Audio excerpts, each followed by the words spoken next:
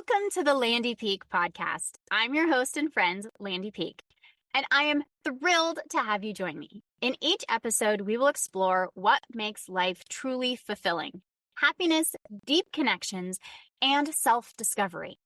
Together, we'll uncover that happiness is not a destination, but a way of living. Now, let's dive into today's episode.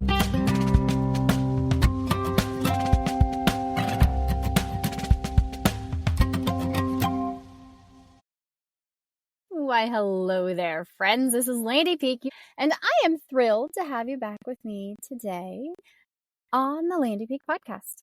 So, November is my birthday month, and I turned 44. And I just found out that 44 is the lowest point of happiness in our lives. Happy birthday to me. I got really low one day, right after my birthday. And I sat in my funk, questioning my career again, questioning what the hell I was doing in my life, fantasizing about running away. The only problem is I wanted to run away with my husband, and that left the kids to fend for themselves, so it's not a realistic option. And I even applied to a couple of jobs, because why not? Maybe that would change how I was feeling. And this isn't just a one-time thing, right? This is something that I have shared, that I have been in this funk, in this slump, for a little while now. And I always chalked it up to life's circumstances.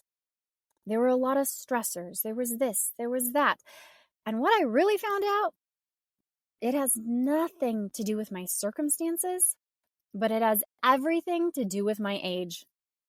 So I hit a late night Google search and I typed in uninspired in your 40s. And I stumbled upon something truly fascinating. And I can't wait to share it with you. Buckle up as we dive in to the U-shaped curve of our happiness.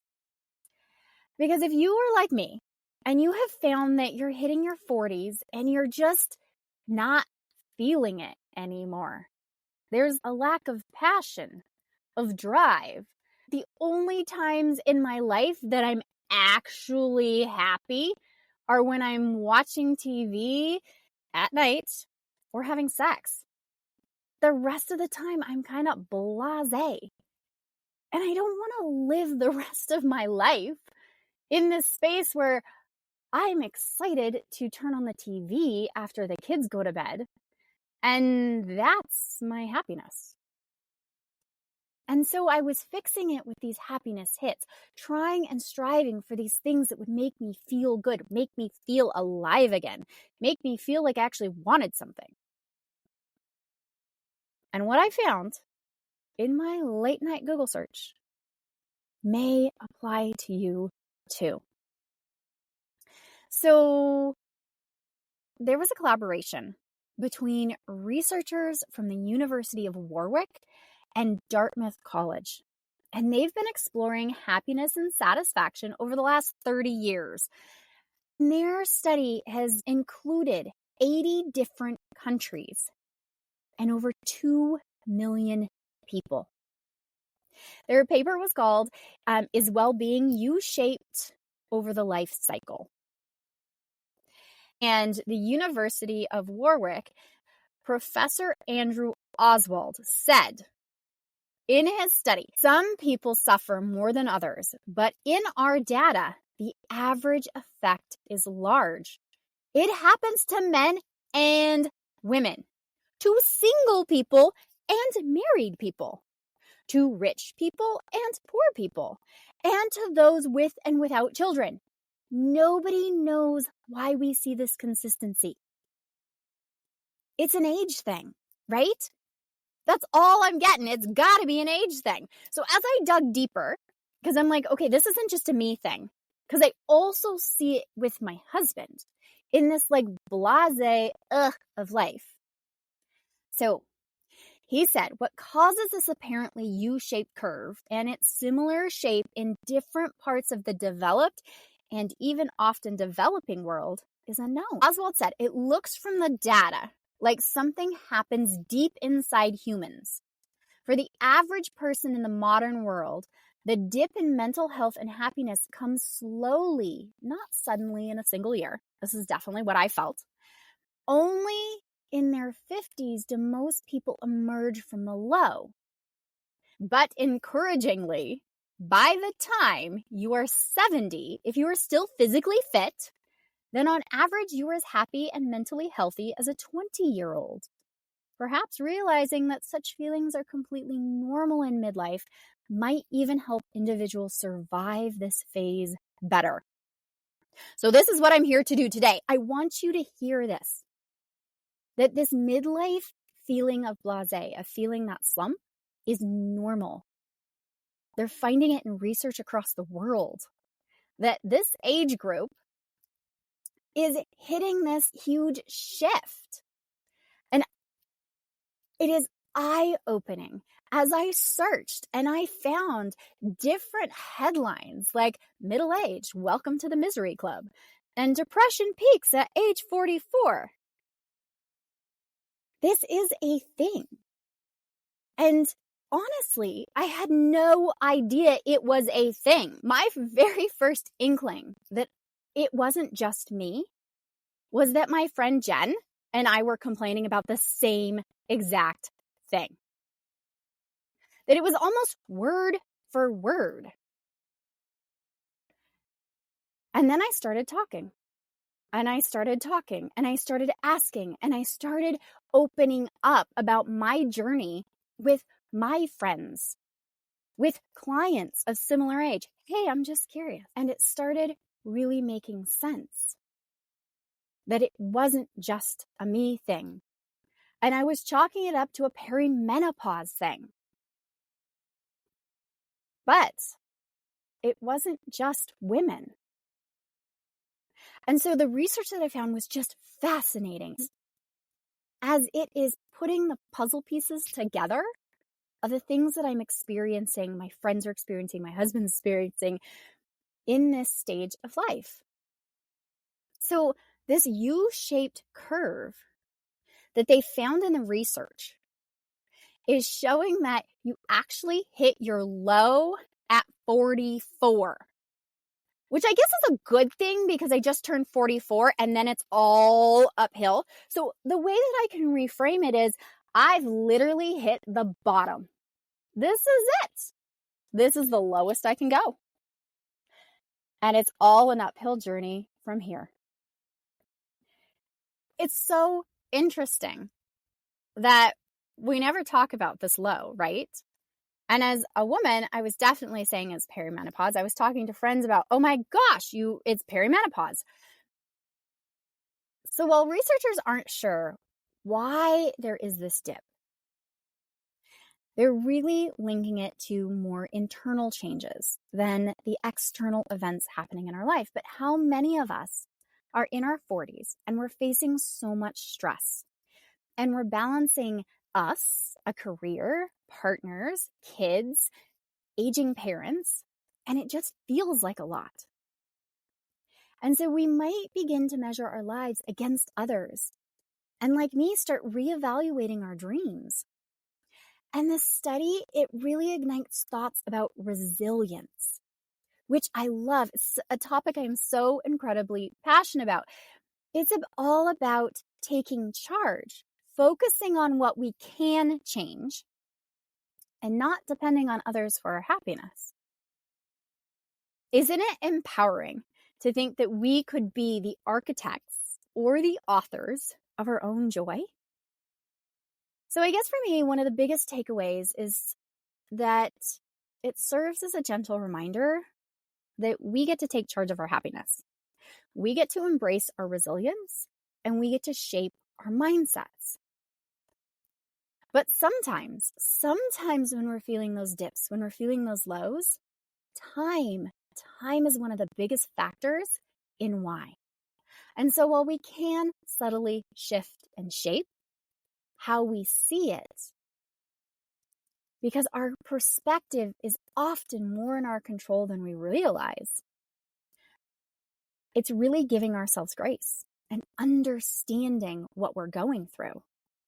I mean, as we are hitting preteen and we are kind of preparing for puberty for my daughter, we're already having those conversations. We're already saying, okay, there's going to be, for the entire family to be aware, the emotional shifts, the physical shifts, everything that's going on mentally, physically, emotionally in that teenage body. But nobody is saying, okay, Landy, you're getting into your 40s. So we need to start talking about the physical shifts, the emotional shifts, the mental shifts, the identity shifts that go on in both, right? So I love this quote from George Bernard Shaw. People are always blaming their circumstances for what they are. I don't believe in circumstances. The people who get on in this world are the ones who get up and look for the circumstances they want. And if they can't find them, they make them. So that is what I am doing. So as I have reflected over the last year, especially, and the journey into my 40s, I remember last year feeling like I was living someone else's life. Have you ever been there? It's that moment when you have all the pieces you thought you wanted, but they just don't quite feel like you thought they would make you feel. I mean, good health, a successful career, awesome friends, an amazing relationship with my partner. And I still felt like something was missing. It was as if I was standing at a party where everyone is having a great time. And I'm there sipping my drink, wondering why I just wasn't feeling it. And I just wasn't feeling it day after day. And it turns out there's a reason for this emotional roller coaster that often goes unspoken. Knowing now that research indicates that our happiness isn't a straightforward path, I thought this would be how I would live life. I thought 40s would be easy. But it actually follows that U-shaped curve. I wish somebody had given me that aha, here we go. There's a book that I can buy around turning 40. You can buy books on menopause or what happens when you're pregnant. Right? I wish that I had been able to give my younger self a heads up. Hello, this is going to suck. When I was 42, I felt that creeping dissatisfaction, and I kept convincing myself, this is just a phase. This will pass. This is because we just moved. This is because there's stress in our life. This is because this, that, or another. And then I started having those body changes, and every time I'd be like, okay, I'm getting migraines again, and it feels like the Sahara down there. So I went to my provider and I'm like, it's perimenopause. There is an answer. And as I stepped into there is an answer, and I started hormone replacement therapy, and I got to tell you, a little bit of progesterone and testosterone did change my life. But that unease continued. And at 43, while I felt better physically, I still was feeling that downhill slide. And I had adopted this kind of I don't give a fuck attitude. I mean, I no longer felt that drive like I did even a year ago. And I wanted something more, but I really had no motivation, no drive to do anything about it. In my head, I could say, yeah, I want to push. And in reality, I sat on the couch and I read a book.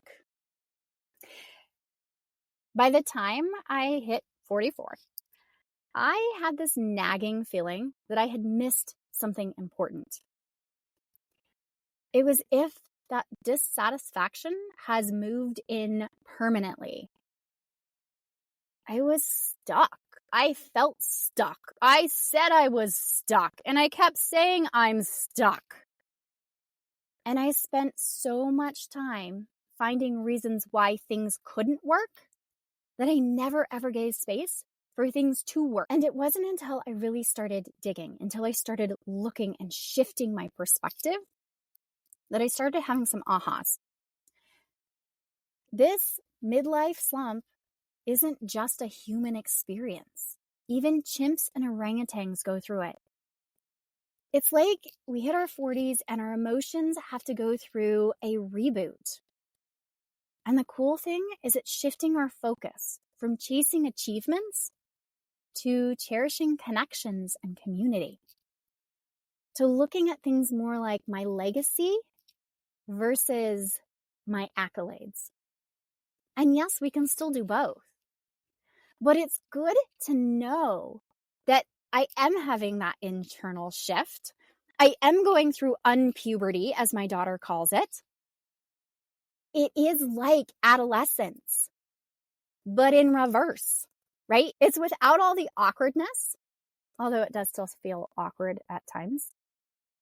But it's so interesting how, as I kind of parallel, in a way, my daughter's experiences, that society recognizes puberty. We see adolescence as a turbulent time. We all joke about it and prepare for it. We provide supports. But there isn't that support for us in our 40s. Our 40s have that label of midlife crisis. It's envisioning this sudden upheaval. It's looking at, let's go buy a red sports car. But that's not my experience. I didn't feel like I was having a midlife crisis. I was feeling like I had a midlife funk. Like this gloom has just settled over me. My experience felt more slow, unsettling, a realization that something needed to change. I didn't have the impulsive decisions or flashy things. It was just a gradual recognition that I needed a shift. As a high achiever, I had fallen into the chase of the fleeting happiness trap, chasing success in the belief that it would fill the void. It didn't. In fact, it made things worse. And I've shared I blamed my career for my unhappiness, which is a classic case of attribution error. So I'm looking at the characteristics. I'm grasping at straws to figure out why. It must be I've gone down the wrong road. I took the wrong fork when I was in my 30s. I should have done something different. But it's not that at all. Because I love knowing that it is a deep internal shift. It's a shift in my priorities. It's a shift in my viewpoint. It's a shift in my body. So it is kind of like unpuberty, right? And I want a book about it. I want the clarity around it that we have around puberty, that we have around what to do when you're expecting, right? So if you're in your 40s and you're feeling a bit lost, I want you to know that you're not alone. That this is just a phase in life like puberty. And it is difficult and it is confusing, but ultimately it's an enlightening one. Because this is the lowest it gets. So I want you to embrace it. And if you can, reflect on what truly matters. And it will get better. And if you need someone to chat with, I'm just a message away. We can both commiserate around how miserable our 40s are. So what do we do about these pesky feelings of unhappiness that can sneak up on us? Because they are here.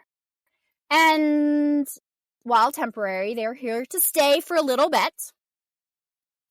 So what I have learned, that when I start to feel down, without being able to pinpoint why. So if you're starting to feel down without being able to pinpoint why, and it's like you get caught in that loop where you feel bad, which only amplifies the negativity, which makes you feel worse, and then you feel worse, right? That's a negative feedback effect. And it's the snowballing of sadness, this rolling down the hill, gaining momentum, ready to splat at the end. And here's the kicker. That effect can be so intense that it's a significant factor behind the midlife slump. Sometimes the slump perpetuates itself. It's resembling an emotional echo, right? You hear it and you hear it and you hear it. And the more that it just kind of echoes, the deeper you go. I remember feeling that something was off, but I tried to push past it. I tried to label it as circumstance. I tried to be able to figure it out in a way that maybe I could just take something. And I wanted to keep it under wraps. I didn't want to share it at first. Oh my gosh, I'm like really low. And while I don't truly feel depressed, I feel like there's a gray cloud. I mean, I'm total Eeyore right now. This gray cloud that's following me all over. I didn't really want to look at it. And even going to my provider saying, oh my gosh, I'm really struggling here.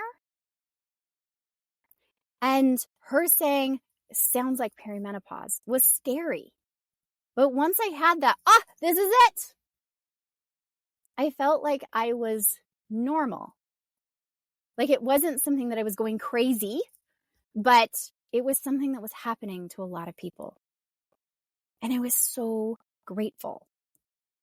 And if I could rewind and do it all over again, knowing what I know now, I'd really recognize the slump as something typical, albeit annoying, part of growing up. And I wouldn't have been so hard on myself. Would have allowed myself to cut myself some slack. I'd also know that time is magic.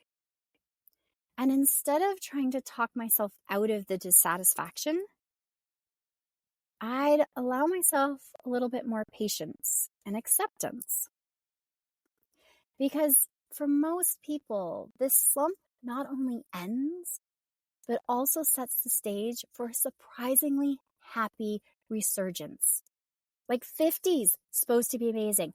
I have a friend who I remember, it was a couple years ago, and she hit 50. And she said, oh my gosh, 50's are amazing. You can just tell everybody to fuck off and you're happy with it. And I was like, okay, I would love that confidence, but I had no clue. 50's are supposed to be a shift. Research even says it will happen. And one of the biggest things that I think has helped me is reaching out, is connecting with others. Because that shattered this feeling of isolation. It decreased that feeling of shame, of, oh my gosh, I don't want to do anything today. I don't want to get out of bed. And it helped me keep things in perspective. Because when we talk about our experiences, when we share, when we hear other people's experiences, it allows us to think, oh my gosh, I'm not the only one. And this is why I am launching a podcast series here on the Landy Peek podcast called Me in the Middle, where I am talking to some incredible women just like you about their experience in this middle life stage. And through the exploration of midlife with research, my own journey, I have learned one crucial lesson. We need people. Midlife can be a time for achievements and mastery, but it's also when we can feel unexpectedly vulnerable. It definitely shouldn't be a solo journey. I want you to remember we're all in this together. If you're in the 40's, you're in it with us. If you're edging into your 40's, brace yourself, you are now warned. If you're edging out of your 40's or beyond, please share that there is hope at the end of the tunnel. Because I want to reflect just a minute on middle age. Because our perception of middle age, I think, is skewed. I mean, look at the movies. There's movies about young high school life. There's brimming 20-something heroes and heroines. And have you ever noticed that romance novels end when they get together and maybe get pregnant? But there's no talk of what happens next. And then the flip side, there are plenty of books and films out there about the golden years. But what do we hear about the middle-aged years? What usually comes to mind? Divorce, health scares, classic middle-age crises. Not exactly uplifting. The reality is that middle age often carries a grim reputation and a notion backed by science. With responsibilities like our kids, work, finances, it's no wonder that these years can feel like a slog. Plus, our bodies start reminding us that we're not 25 anymore. Sound familiar? But neuroscience offers us some insight on how we can fight back. So if you're like me and life has lost its sparkle, Deb Nobleman, a neuroscientist, shared her journey on Medium and expressed a similar feeling. She said right after her 40th birthday, the thrill she once got from work was gone. I felt this in a really big way. She tried switching jobs and chasing the elusive work-life balance, but nothing seemed to work. And I resonated deeply with this because I really switched my business. I applied to jobs. I've chased that elusive work-life balance. I kept reaching for something, but had no idea what it was. I love this quote from her. I'm going to say it again. I kept reaching for something, but I had no idea what it was. And this was me. So after time, things began to improve.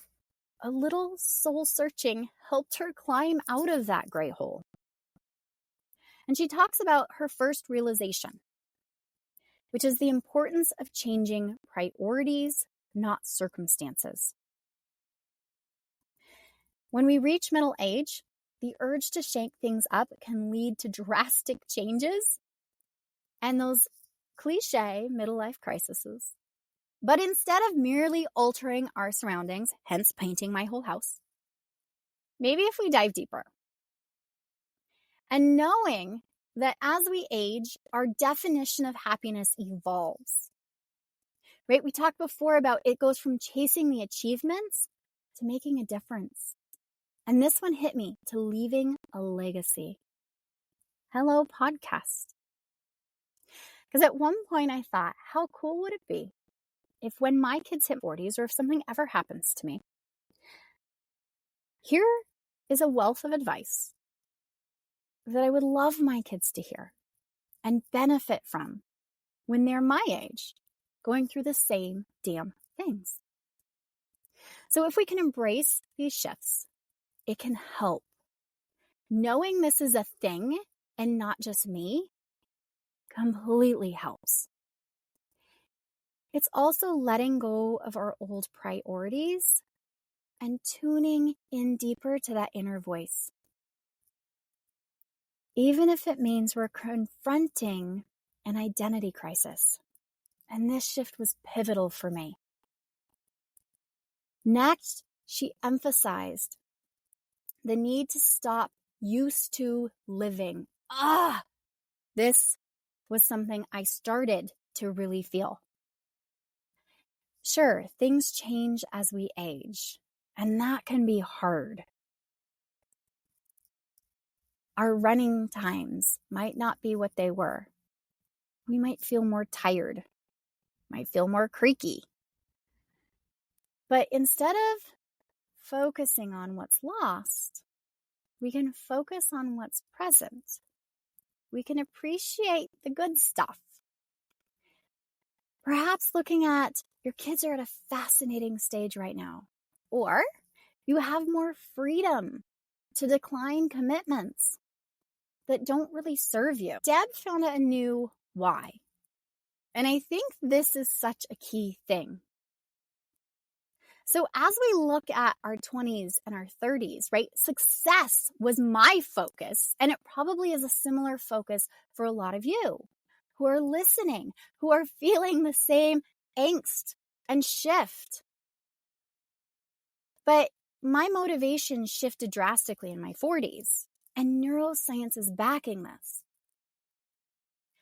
And so as we shift, aiming for a greater impact in others' lives, rather just looking at our goals, can be huge. And this change aligns with research on how our happiness evolves and resonates with theories about life stages. David Brooks speaks about this climbing the second mountain, where the focus shifts from ego building to contributing to others. That valley between the mountains, that's the midlife yuck that we're in. Moving through it means discovering that the second mountain exists and answering its call. And I think for me, this was huge. I never realized I was dipping down into this valley and I get to climb another mountain. I needed that next thing, knowing that this wasn't it. This isn't the rest of my existence. This isn't me being depressed or crazy, but this is a stage. And there is more, and there is happiness, and this is the slump. Because if you're feeling stuck in the middle, it's really all about redefining what matters to you. Appreciating the present, letting yourself read on the couch if that's what you want to do, or binge watch reality TV and be okay with it, without the guilt, without the shame. It's discovering a purpose that resonates with who you are now, but also giving yourself the space that you need as we transition. We are all in this together, and there is a bright path ahead. Research shows it. So I have stopped using the word stuck, but instead, I am using the term in transition. Because as long as I use this word stuck, I couldn't see any doors. I felt more stuck.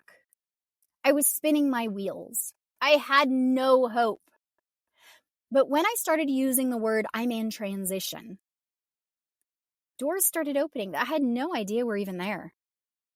And as our bodies change, and lube is no longer just for fun, but a necessity, as we feel the gloom, try to keep a chokehold on our youth, I invite you to give yourself some grace.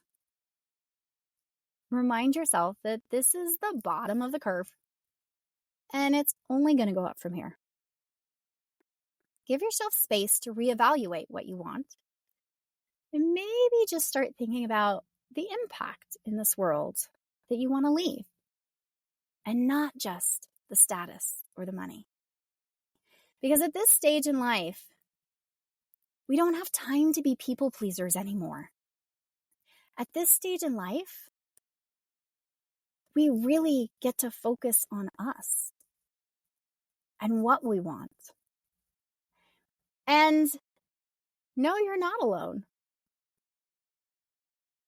And I think today, more than ever, I really want you to hear that if you are feeling this down space in your 40s, there are things that will help.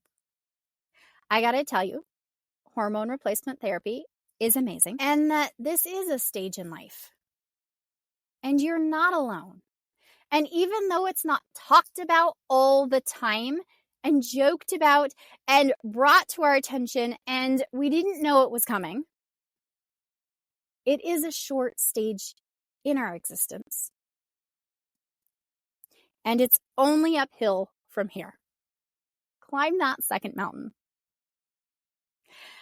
And I want you to know, because if you're like me, that low feeling, we do need the extra boost to remind you that you are kind and you are smart, and you've got this.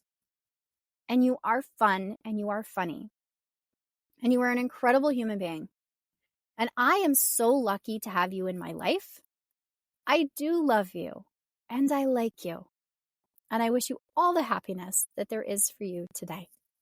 We'll talk to you on the next podcast. Hey, before you go, just a little bit of legal. This podcast is designed for educational purposes only. It is not to replace any expert advice from your doctors, therapists, coaches, or any other professional that you would work with. It's just a chat with a friend, me, where we get curious about ideas, thoughts, and things that are going on in our lives. And as we're talking about friends, if you know someone who would benefit from the conversation today, please share, because I think the more that we open up these conversations, the more benefit we all get. So until next time, give yourself a big hug from me and stay curious, because that's the fun in this world.